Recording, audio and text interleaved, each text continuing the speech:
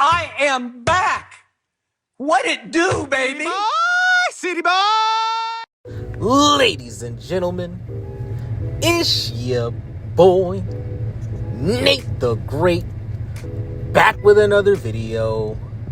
And today I wanted to go ahead and talk about something that's been plaguing me. All right, I've mentioned it a few times in prior videos, but I want to talk about the fact that literally everybody in this company, especially up at the main card, right, the main eventer, so to speak, everyone is buried at this point.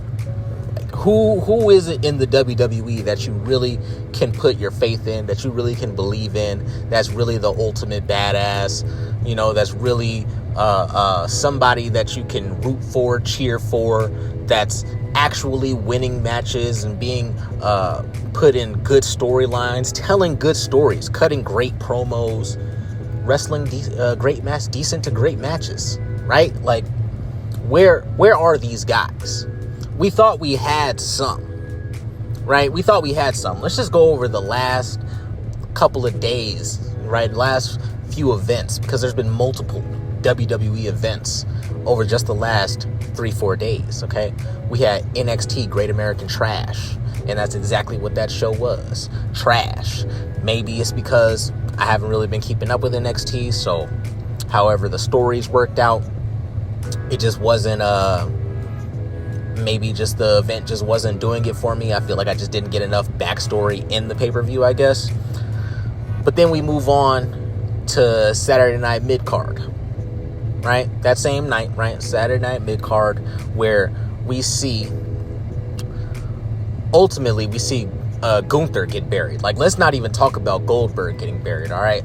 Goldberg is a 60-year-old man.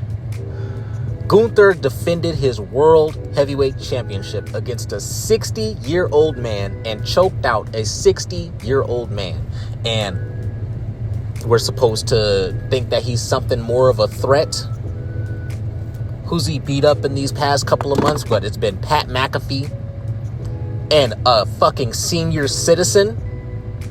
This guy's just a couple years away from getting his AARP card, getting his Medicaid card or Medicare, whatever the fuck. His Social Security check's about to start coming in. This guy, this is who Gunther has beat over his last two defenses. And when he got put up against another senior citizen in CM Punk pushes him down, and Gunther has nothing to say. Nothing to say. Not to CM Punk. Even when Goldberg came out to talk to Gunther, right? I believe it was the last Monday Night Raw. Not this last one, but the one before this last Monday Night Raw, where Goldberg came out. It was the go-home show, basically, to Saturday Night Main Event, Evolution, and all that shit, right? Goldberg came out talking to Gunther, right? He's like, hey, man, you've been talking all this shit. I'm right here. Let's handle this right now. What does Gunther do? Gunther's afraid. Gunther's scared. He's don't hurt your boy. You know what I'm saying? Don't touch me, Goldberg. I don't want to be touched by a 60-year-old man, Goldberg. Please don't hit me, Goldberg. That's how Gunther is looking at him, right? Gets his ass handed to him by Goldberg. One shot, one punch, he's gone. He's done for, right? That's who we know Gunther as. We know Gunther as the guy who was scared of Damian Priest, the guy who was scared of Jey Uso after he's already beaten him like 6 times, the guy who was afraid of Sami Zayn after he had already beaten Sami Zayn multiple times. This guy, this is the guy. This is the World Heavyweight Champion. That literally buries the entire roster underneath him. We got Seth Rollins out here. We have to talk about Seth Rollins' injury in this video because, duh, right? We have to talk about it. I've been talking about this one for a while. Just the fact that WWE is just so unbelievable to the point where it's becoming a detriment to the superstars who have to perform. Seth Rollins is pushing 40 plus years old, right? them knees are not the same.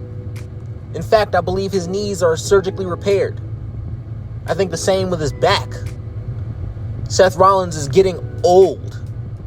And Seth Rollins is out here doing a fucking a somersault dive into a lionsault, landing on his feet, and then tweaks his knee. Now, there have been rumors that this is a kayfabe injury. But even if it is, or even if it's not, it's still dumb as hell. Why is Seth Rollins, this guy who has all this heat for LA Knight, this guy who has all this fervor, this anger towards LA Knight, why is he fucking doing backflips and front flips and cartwheels and shit in the ring? It's supposed to be a brawl. Why?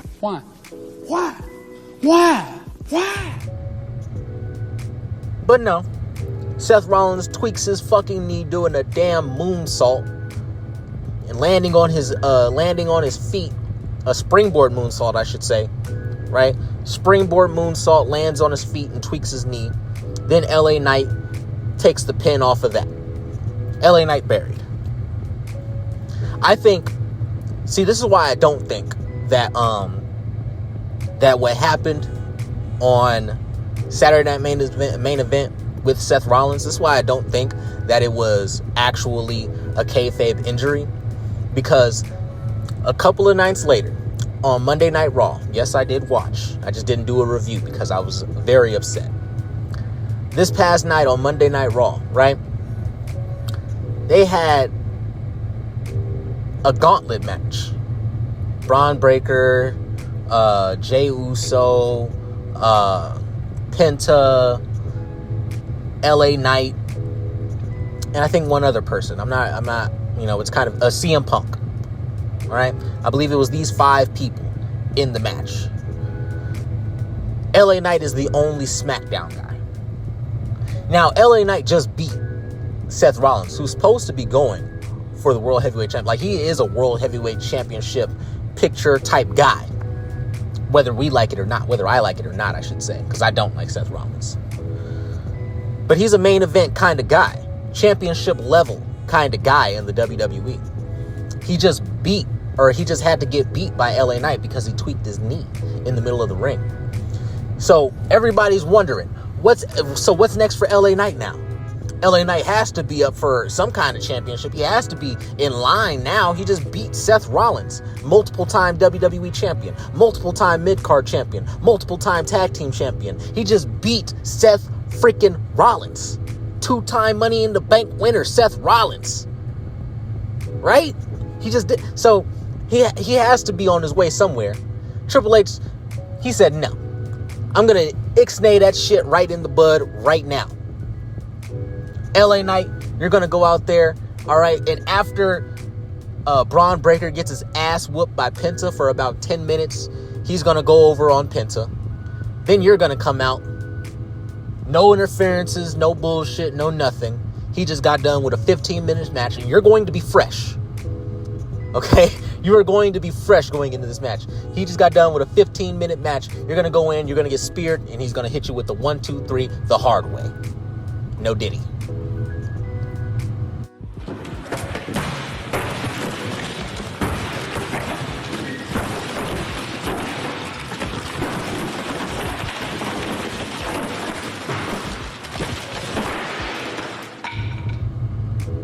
Buried LA Knight.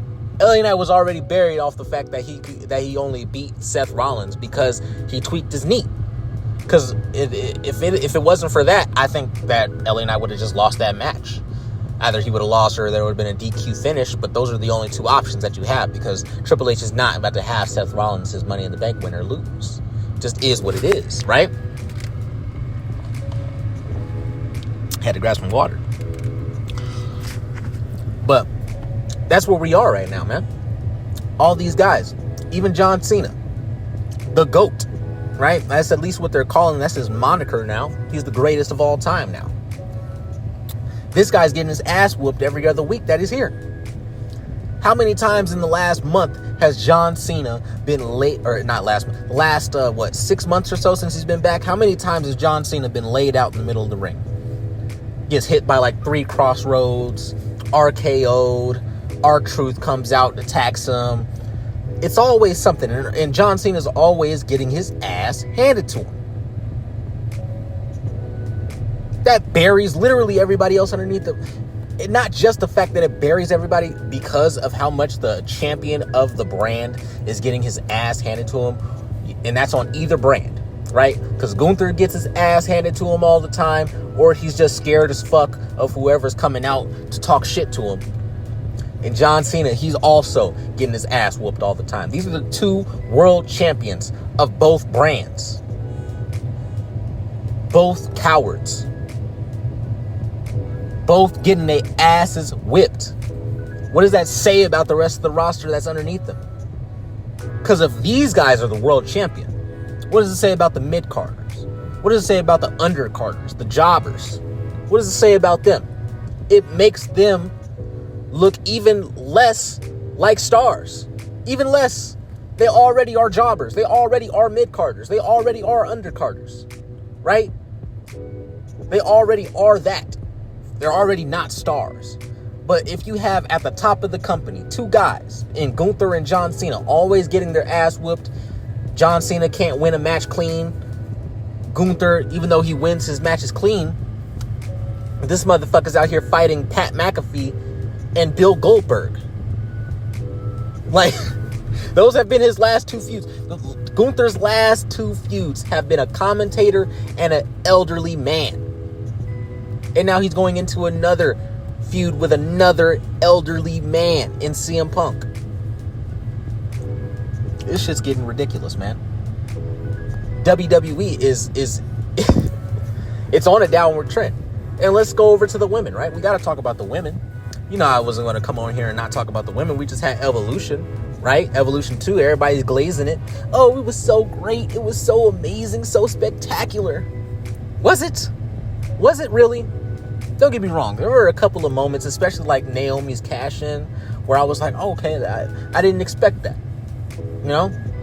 But in a time where Triple H is completely desperate, I expect certain things to get shaken up here and there, right? So nothing that happened at Evolution was really a big surprise to me. No titles really changed hands. I think the only title that did change hands was from Naomi cashing in. So everything else was just by the book. Of course, there were good matches. The women put on good matches sometimes. That's good, and I'm glad that they do that. But at the end of the day, there comes a point where a good match is not enough. It needs to have a story. And these people are not having matches that are... And when I say good matches, you know what I mean by good matches. I'm not talking about an actual good match. I'm talking about what the marks consider a good match. All the flips, the springboards off the top rope, and the technical wrestling, you know what I'm saying? The chain wrestling, diving outside of the ring, and all this extra shit. All this dummy shit. Shit that you would never pull in an actual fight, right?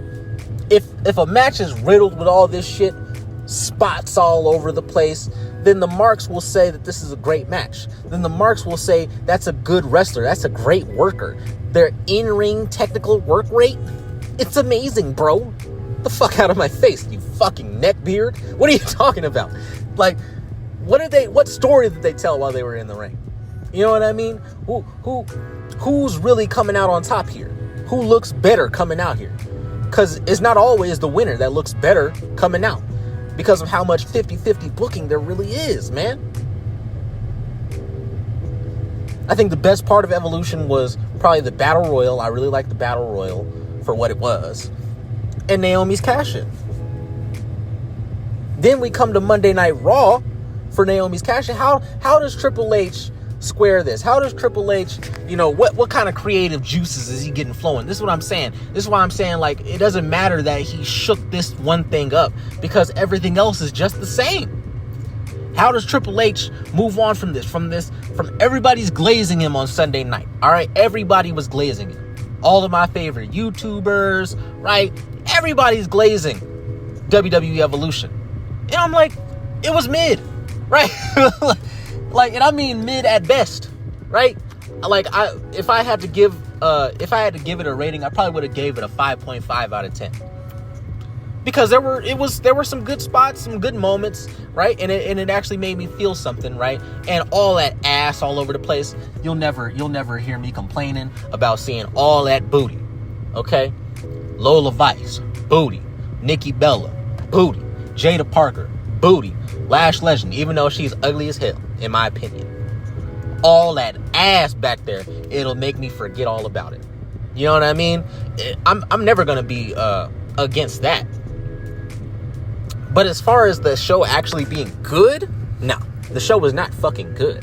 I swear, we get starved up of decent content, and then once you get something slightly decent, not even really decent, not even actually good, we get something slightly decent, right?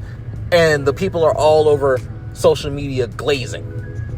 Straight glazing, slurping Triple H from the top down. What does Triple H do when it comes to Naomi winning or cashing in her championship? Or cashing in for the championship on Raw? Oh, remember how a couple of months ago at WrestleMania we had a black lady get in between Rhea Ripley and Io Sky? Well, we're just gonna do the same thing, except now we're gonna replace Bianca Belair with Naomi. Let's just see how that works. Let's see how the people respond to that one right there. Nigga, we had Io Sky defeat Rhea Ripley for the Women's World Championship on a random Raw after, well, I won't say a random Raw, it was the Raw after Elimination Chamber. From there, you had Rhea Ripley con her way, bitch and cry and moan her way into a championship match. So that way at WrestleMania, it was Bianca Belair, who was the rightful number one contender because she won the Elimination Chamber. It was Bianca Belair, Io Sky, and Rhea Ripley in a triple threat. Then we move on, and we have we have Rhea Ripley versus Io Sky here at Evolution, right? Gets interrupted, whatever, you know what I mean? It is what it is. Naomi cashes in, which was really the best outcome for that match because nobody gave a shit. You had that match, and now coming up in less than 3 weeks, we're gonna have that match again. So we're gonna have rematch. Like this is it. This is rematch mania. Rematches on top of rematches on top of rematches. The same motherfucks at the top of the company. The same motherfucks. And it would be something if there were actually stories being told. But no, there's not. It's just, okay, we're going to have this match. And then this match is going to set up this match. Okay, we're going to have this match. This is a number one contenders match. This is going to get you to that match. And then that match, if you don't win that match, it's okay because you can go into the tournament. And the tournament's going to be a collection of 6 matches, and then those 6 match winners, they'll come down into the semifinals and the quarterfinals and all that shit, and then we'll get to the finals where it'll be the number one contenders match, and then guess what? You'll be the number one contender so you can get a championship match. Everything is matches, bro. This is not a TV show. Like, it's supposed to be a television program, but it doesn't feel like it. Like I've said multiple times before, it just feels like I'm watching fake UFC Fight Night. Fake people, fake fighters out there, no storylines. They're just doing flips and acrobatics in the ring. No story at all. No heels, no faces anymore. Some people act sort of heelish. Some people act sort of face-ish. Face-ish. It's a hard word. That's a hard one to get out. Say that shit 10 times. But yeah, there are no real heels, no real baby faces. Everyone's pretty much a tweener at this point. Because you might have to be put into a position where you have to act more like a heel if you're going up against another baby face, if you are more of a baby face, right? You might have to act more like a baby face if you're going up against another heel and you are a heel, right? Whatever. People have to be interchangeable now. This is burying the entirety of the roster. And Triple H is at the helm of this. Triple H is the guy that's overseeing all of this. Triple H might not be the guy putting the pen to the paper specifically. It might be his writers. It might be Road Dogg, Undertaker, or whoever the fuck it is that he has back there. But one thing is for sure, all this shit passes Triple H's desk. Triple H decides what's going to go and what's not going to go. And Triple H is the final benefactor, the final decider, the final decision on what shows up on TV. And this past Monday Night Raw is what Triple H thinks is good television.